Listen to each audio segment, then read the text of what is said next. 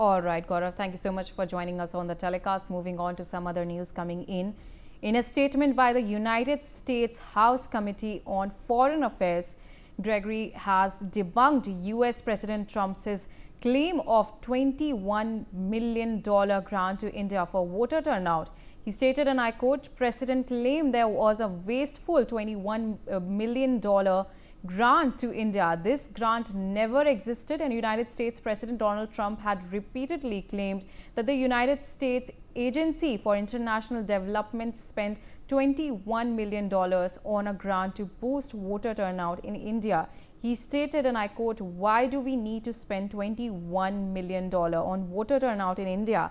India has a lot more money. It's one of the highest taxing countries in the world. And what about us? I want voter turnout too." He also suggested that the money was potentially used to influence elections, adding that US should address the Indian government, and called the situation a total breakthrough. Joining me on the telecast is Karori Singh, foreign affairs expert. Thank you so much for taking out the time and joining us on the telecast. In terms of the statement that has been given by a US congressman, he stated that the $21 million, this US aid for voter turnout in India never existed, and he's refuted Trump's claim. What is your perspective on this? देखिए, जब से Trump सत्ता में आए हैं, पूरे administrative machinery को वो रीऑर्गेनाइज कर रहे थे और उसके लिए डोजे अलग से डिपार्टमेंट एस्टेब्लिश किया। एलोन मस्क का उनको इंचार्ज बनाया और ये क्लेम किया कि ट्रिलियंस ऑफ डॉलर हम सेव करेंगे स्ट्रीमलाइन करने में, और उसी का पार्ट था कि United states agency for international development है, उसको डिफंक्ट कर दिया। यूएस एड एजेंसी ऐसी है जो दुनिया के अलग अलग देशों में ह्यूमैनिटेरियन एड देती है, डेमोक्रेसी को प्रमोट करने के लिए एड देती है, ह्यूमन राइट्स को प्रमोट करती है, और उसी का पार्ट जो उन्होंने बताया कि इंडिया को हमने $21 मिलियन वहां इलेक्टोरल टर्नआउट को बढ़ाने के लिए दिए हैं।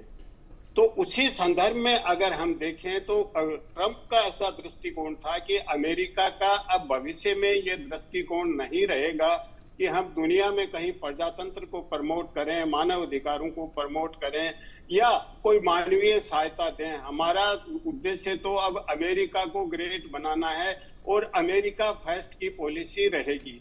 लेकिन जब भारत का नाम आ गया, उन्होंने कह दिया, तो क्या वास्तव में भारत को दिए गए थे या नहीं दिए गए थे? दिए गए थे तो कौन से संगठनों को दिए गए थे? क्या इलेक्शन कमीशन को दिए थे या एनजीओ को दिए थे या गवर्नमेंट को दिए थे? ये सवाल यहाँ के पॉलिटिक्स में उठे। तो हमारे विदेश मंत्रालय ने स्पष्ट रूप से कहा कि इस तरह का कुछ नहीं है, हम इसका इन्वेस्टिगेशन कराएंगे। अगर ऐसा किया है अमेरिका ने तो ये भारत की संप्रभुता में, इलेक्टोरल प्रोसेस में और जो डेमोक्रेटिक पूरी प्रक्रिया है उसमें हस्तक्षेप है।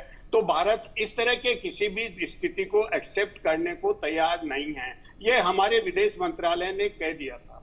अब अमेरिका की जो फॉरेन अफेयर्स कमेटी के मेंबर हैं ग्रेगरी, उन्होंने ये स्पष्ट कर दिया है कि इस तरह का कोई अमाउंट नहीं था। एक दूसरा पर्सपेक्टिव ये आ रहा है कि वो बांग्लादेश या किसी दूसरे देश में डेमोक्रेटिक या इलेक्टोरल प्रोसेस को स्मूथ करने के लिए या वहां इलेक्टोरल पार्टिसिपेशन बढ़ाने के लिए ग्रांट दी होगी या दी है। तो भारत के लिए तो ये ट्रंप का ऐसा मान के चल रहे हैं कि एक झूठा आरोप है कि भारत को अमेरिका ने पैसा दिया है। निश्चित रूप से यूएस एड है, वो अलग अलग तरीके की ग्रांट अलग अलग देशों में देती है। All right, Karori Singh, thank you so much for joining us on the telecast, but unfortunately we have run out of time.